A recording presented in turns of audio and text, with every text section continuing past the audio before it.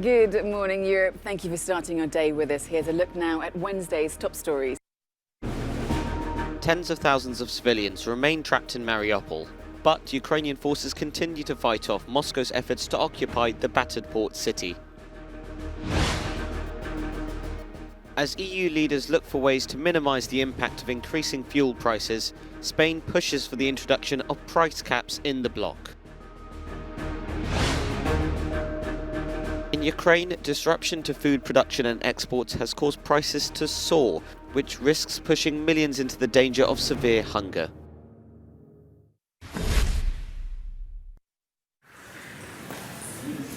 Russian forces have revealed the damage inflicted on Mariupol's airport in southern Ukraine. Shelling of the besieged city is ongoing. Some troops are now evidently inside, even as Ukrainian forces continue to fight off Russia's efforts to occupy the battered city. Human Rights Watch has described the conditions there as a freezing hellscape, riddled with dead bodies and destroyed buildings. And President Zelensky says there is nothing left of Mariupol, repeating calls for a ceasefire to allow those trapped there to leave. A Ukrainian prosecutor general says evidence shows Russia is committing genocide through its siege on the city. City hostage that it's impossible to give them food, water, electricity, and Russian Federation exactly knows what they are doing here. In the Russian-occupied city of Kherson, residents run when shots are fired to break up their protest. The city was the first to fall into the hands of Russian troops. An FSB whistleblower claims Moscow is planning to arrest protesters and take them across the border by force. And there have been more tearful partings. Another port city, Odessa, also in southern Ukraine, is fortifying its defences, sending women and children to seek safety elsewhere. The Ukrainian capital, Kyiv, is emerging from yet another 35-hour curfew this Wednesday morning to the news of more residential areas shelled in the city. The district of Obolon to the north of Kyiv was hit once again, resulting in the death of at least one person. Emergency responders rushed to the scene on Tuesday to put out a fire in one residential building in that area, and large, thick plumes of smoke could be seen from the center of Kyiv. Throughout the day, throughout the last few hours, those air raid sirens continued to blast, warning of aerial threat. And of course, many of the residents left here in the Ukrainian capital sought shelter in those bunkers on metro stations, but also old Soviet bunkers left here in the city. This has become a habit for those who have stayed put here in Kyiv. And something else that might become another routine for them is the use of masks. The mayor of Kyiv has asked people to procure FFP2 masks, not because of COVID, but because of the levels of pollution here in the Ukrainian capital, due mostly to the large amount of explosions and subsequent fires in the outskirts of the city. Annelies Borges in Kyiv for Euronews.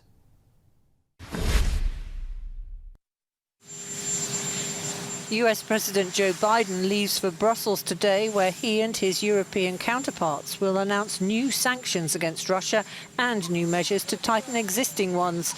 Biden and allies will meet on Thursday in what's intended as a show of Western unity.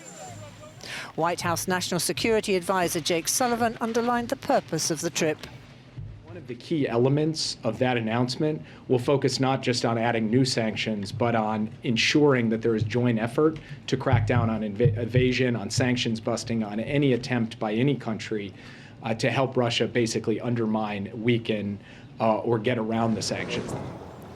Thursday is expected to be an intense day of diplomacy that will see Biden attend an emergency NATO summit, a meeting of the G7 and a session of the European Council. Poland's president has already said that NATO needs a new strategic vision due to Russia's unprecedented aggression in Ukraine. These are murders without precedent. This is something that the free world can never come to terms with. I hope that the next NATO summit, which will be held in Brussels, will unequivocally defend the freedom, independence and sovereignty of Ukraine. Ukrainian President Vladimir Zelensky has been invited to speak at the special NATO summit via video link. During his nightly address, he said work was continuing at various levels to force Russia to accept peace. Zelensky says he's ready to discuss a commitment from his country not to seek NATO membership in exchange for a ceasefire, Russian troop withdrawal and a guarantee of Ukraine's security.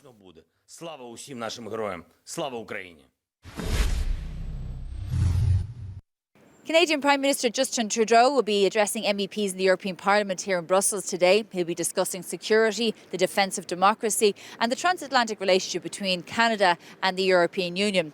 It kicks off an intensive diplomatic week here in Brussels with a special NATO summit on Thursday morning where all 30 NATO members will be present, including US President Joe Biden. After that, there's a special EU summit of EU heads of state and government, also attended by US President Joe Biden, where, of course, the Russian invasion of Ukraine and rising energy prices will take centre stage. Shona Murray, Euronews, Brussels. The issue of rising energy prices and whether the 27-member bloc should intervene to shield European economies and households will take up a lot of time at this week's EU leaders meeting in Brussels. Not unusually, there are varying camps with differing ideas about how to proceed. Spanish Prime Minister Pedro Sánchez has been on a tour of capitals selling his proposals for introducing price caps and decoupling soaring gas prices from electricity prices. And he's managed to persuade his fellow southern states such as Italy, Greece and Portugal, as well as France, Belgium and some eastern countries. The prices right now on the market are not reflecting reality. And therefore, you have to take measures at the European level, both from the point of view of supply and from the point of view of price formation, to protect our citizens and also protect our industry. But member states like Germany and the Netherlands don't support any interference in the energy market. In the meantime, the European Commission will ask to ensure that gas storage is filled up to 90% at least for next winter in order to cope with potential supply disruptions. But it's open to analyse other ideas. We have to find the best possible solutions to resolve this. So our intention is to work on best options available for the heads of states and government, because each option has its pros and cons, and therefore what we want to do tomorrow is to finalize our proposal in a way to structure the discussion of the leaders. For Brussels, the goal is to slash imports of Russian gas by 2/3 by the end of the year and phase out altogether by 2027. Shona Murray, Euronews, Brussels.